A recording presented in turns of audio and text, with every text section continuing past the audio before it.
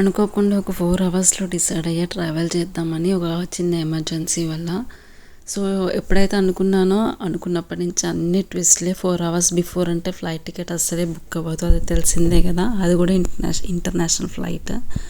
So, అదంతా easy కాదు. So, చాలా వరకు చాలా కంపెనీస్ వాళ్ళకి ట్రై చేసి కాల్ చేసిన తర్వాత డైరెక్ట్ బుక్ చేశాను. చేసినప్పుడు వాళ్ళు కన్ఫర్మేషన్ ఇచ్చారు. ఓకే, కన్ఫర్మ్ అయ్యింది అని. కాకపోతే నాకు రిటర్న్ కన్ఫర్మేషన్ ఏం రాలేదన్నమాట. రిటర్న్ కన్ఫర్మేషన్ వచ్చేసి నాకు ఒక 1 అవర్ బిఫోర్ వచ్చింది. ఫ్లైట్ ఫ్లై అయ్యే 1 అవర్ బిఫోర్. ఇక ఇంటి దగ్గర నుంచి నేను ఎయిర్పోర్ట్కి వెళ్ళడానికి చాలా టైం పడుతుంది, ఒక హాఫ్ అన్ అవర్ టైం. ఆ డిస్టెన్స్ కోసం అని చెప్పేసి ఫస్ట్ నేనైతే నార్మల్గా పబ్లిక్ ట్రాన్స్పోర్టేషన్ యూజ్ చేసి వెళ్ళడానికైతే లేదు. ఇక ట్యాక్సీ అయితే బుక్ చేసుకున్నాను. క్యాబ్ ఎంత బుక్ చేసినా కూడా ఫస్ట్ అయితే బుక్ అవ్వలేదు. ఎందుకంటే ఫుల్ అంటే ఫుల్ ట్రైన్ అనమాట. ఇక్కడ 3-4 డేస్ నుంచి ఇవాళ మార్నింగ్ నుంచి చాలా ఎక్కువ ఉంది. సో, ఫైనల్గా క్యాబ్ అయితే బుక్ అయింది.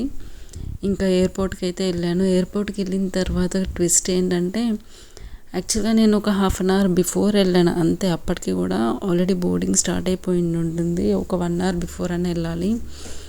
డాట్ టైంకి అన్నీ స్టార్ట్ అవుతాయి కదా ఫ్లైట్స్ అనేసి అనుకున్నా.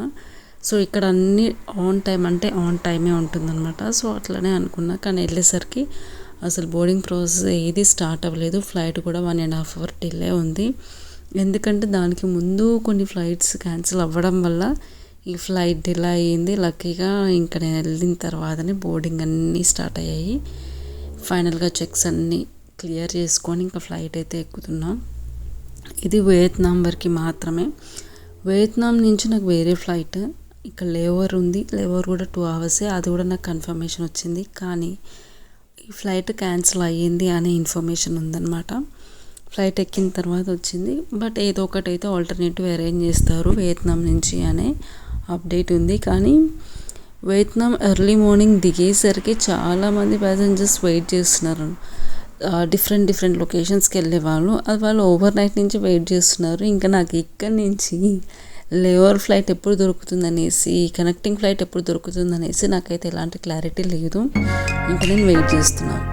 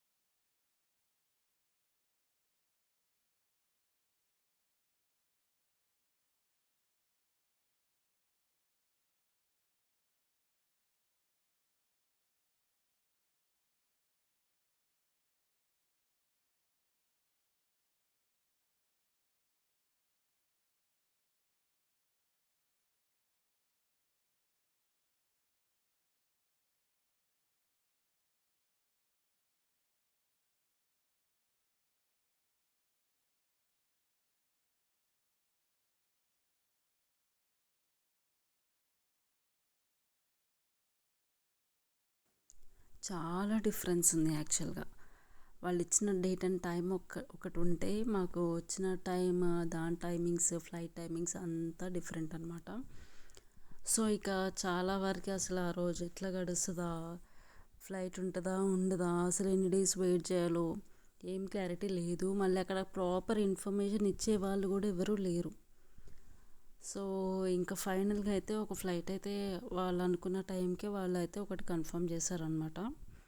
ఆ ఫ్లైట్లోనే మ్యాక్సిమం టూరిస్ట్ వాళ్ళు కానీ ఇలా లాంగ్ ఇంటర్నేషనల్ లేఓవర్తో బుక్ చేసుకున్న వాళ్ళు కానీ అందరూ అదే ఫ్లైట్లో వచ్చారు ఫైనల్గా హైదరాబాద్కి. ఇంకా హైదరాబాద్ వరకు రావడం ఒక ట్విస్ట్ అయితే, మాకు ఎవరైతే ఇంటర్నేషనల్ లేఓవర్తో కనెక్టింగ్ ఫ్లైట్లో ఉన్నారో వాళ్ళ అందరి లగేజెస్ రాలేదు. దానికి మళ్ళీ చాలా పెద్ద ప్రాసెస్ జరిగింది, ఒక 3 days వరకు. మళ్ళీ వాళ్ళ ఆఫీస్ని కనెక్ట్ అయ్యి ఢిల్లీ ఆఫీస్కి మెయిల్ చేసి చాలా ఫాలోఅప్స్ చేసిన తర్వాత ఫైనల్గా ఒక 2 days తర్వాత అయితే ఇండియాకి మా లగేజ్ వచ్చింది. ఆ ఫ్లైట్లో వెళ్ళిన ప్రతి ఒక్కరి పని అంతే. ఆ రోజు అలా జరిగింది మా జర్నీ.